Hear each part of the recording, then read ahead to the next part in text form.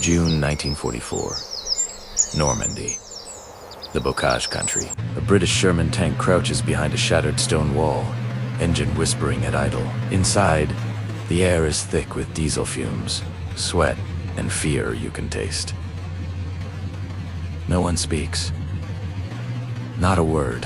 They've been waiting nearly 20 minutes. Confirmed kill. Listening to that sound. The unmistakable rumble of a German Tiger tank moving through the narrow hedge-lined lanes. Lieutenant James Harper, the commander, grips his radio handset so tight his knuckles turn white. Across from him, Corporal Davies. The gunner is frozen, one eye pressed to the sight. Barely breathing, they know the Tiger is close. They can feel its weight shaking the hull beneath them, but they also know something else. Something the Germans don't. Harper's Sherman isn't ordinary. It's a Firefly, armed with Britain's deadly 17-pounder gun, and sitting in the breach right now is a shell the enemy has never faced before. Then it happens. The Tiger rounds the corner, just 40 yards away. Huge, confident, almost arrogant. Its commander stands half-exposed in the turret, scanning the fields like a man who knows he is soon to Chablais. Why wouldn't he be? Tigers had ruled every battlefield they entered. Allied shells bounced off them like thrown stones, but Davies doesn't hesitate. Crosshairs centered. One breath out, the gun detonates with a roar that slams through the Firefly. The shell screams downrange at over 4,000 feet per second. And then something impossible. Mid-flight, the outer casing splits apart, peeling away like petals in the wind. What remains is a tungsten dart, barely thicker than your thumb, moving faster than sound itself. It strikes the Tiger's frontal armor, the spot the Germans believed was impenetrable. There's no ricochet, no deflection. The dart punches straight through steel, through rivets, through the driver's compartment, through the ammunition rack, and out the rear plate in a hurricane of fire and shrapnel. The Tiger stops. Not slowly.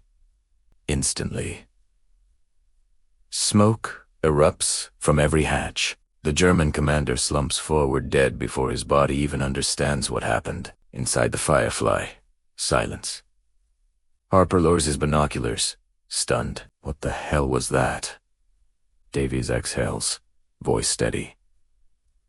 That, sir, was a APDS. For the first time in the war, Britain had a weapon that could kill a Tiger with one shot. And the Germans had no idea it even existed. If moments like this grip you, if hidden WWII stories are your thing, stay with me. Because to understand what that shell really meant, you first have to understand the monster it was built to kill. The problem had a name. Tiger. The Panzerkampfwagen.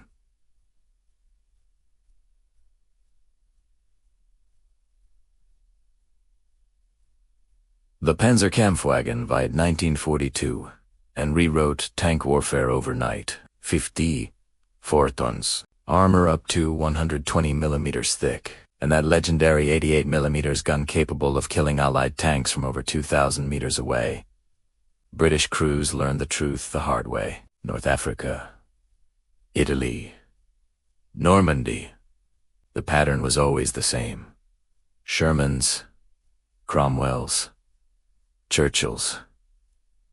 Destroyed, while their returned fire sparked uselessly off German armor. The psychological damage was brutal.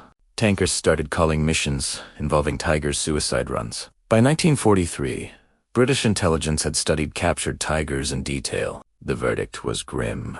There was no conventional Allied shell that could reliably penetrate a Tiger's frontal armor at combat range. The British 75 millimeters might as well have been firing pillows. American Shermans faced the same nightmare. So doctrine turned desperate. Flank at all costs. Attack in numbers. Pray for a lucky side shot. But hope isn't a strategy. And flanking cost lives. Something had to change. The British War Office gave its engineers one brutal mandate. Kill the Tiger. Frontally. Reliably. At range. And the enemy this time wasn't Germany. It was physics itself. To penetrate armor, you need mass. or speed. Ideally both, but heavier shells slowed down. More propellant blew barrels apart, so British engineers asked a dangerous question. What if the shell you fired wasn't the shell that hit? That question gave birth to APDS, discarding sabot.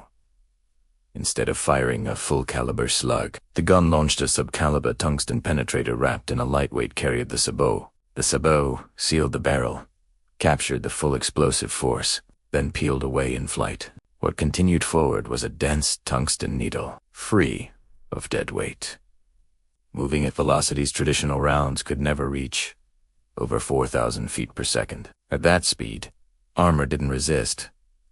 It failed. Early tests were a mess. Sabots didn't separate. Bones tumbled. Tungsten shattered. Months of refinement followed, segmentation tweaks, alloy changes, rifling calibration. By early 1944, they had it. Tests against captured Tiger armor were conducted in Dorset. The results were classified immediately. APDS didn't just penetrate Tiger armor. It obliterated it. Entrance holes so clean they looked drilled. The tungsten core passed through steel like paper, exiting with energy to spare. But there was catch. Tungsten was rare. Every APD's round consumed precious reserves, also needed for factories, tools, and aircraft. Production was limited. Distribution controlled. So the British made a choice. Keep it secret. Rounds were shipped quietly, issued without fanfare, used only when absolutely necessary. And to fire them, Britain needed the right platform. Enter the Sherman Firefly. Take a stunt at American Sherman. I'd IP out the 75mm and force-fit the massive 17-pounder gun. It was an engineering nightmare. Redesigned turrets, moved radios, reworked crew positions. The barrel stuck out so far it screamed, "Shoot me first." German gunners learned to quickly kill the Firefly. But paired with the APDS, it became the most lethal tank killer the Allies had. By Normandy, Fireflies were issued, one per troop. Crews were handpicked.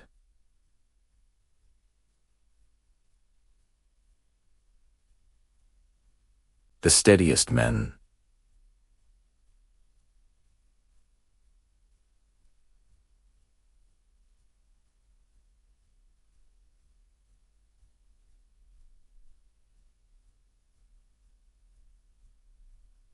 The steadiest men, and then the crates arrived.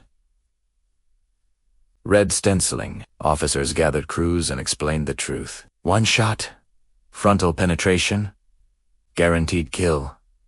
Some stared in disbelief.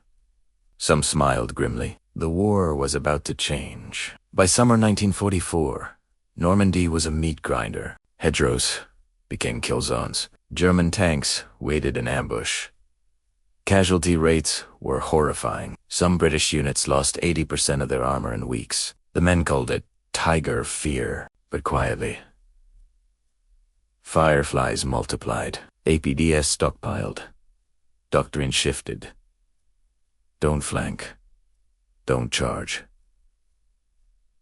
Hide the Firefly. Let the Tiger expose itself. German intelligence reports revealed something dangerous. Tiger crews believed themselves invincible.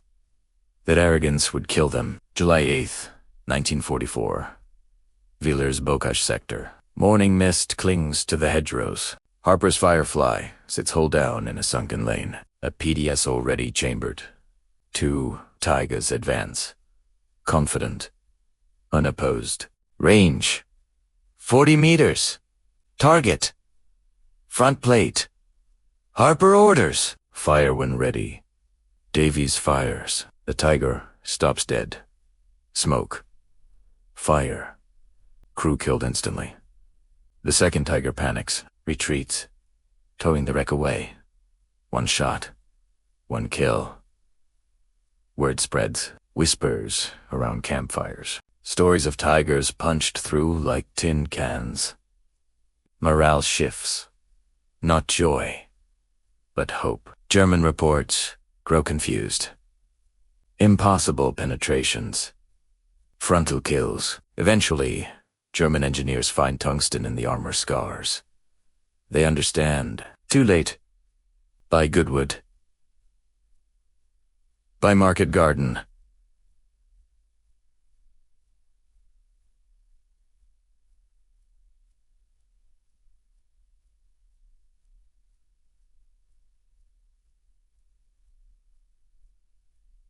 By the Rhine. The pattern repeats. Fireflies bait. Fireflies vanish. Tigers burn. Even the king tiger frontal armor over 180 millimeters falls to a single APDS shot across the river. A German observer later said, "That's when we knew the war was over." When the war ended, analysts counted the numbers, roughly 20,000 APDS rounds produced.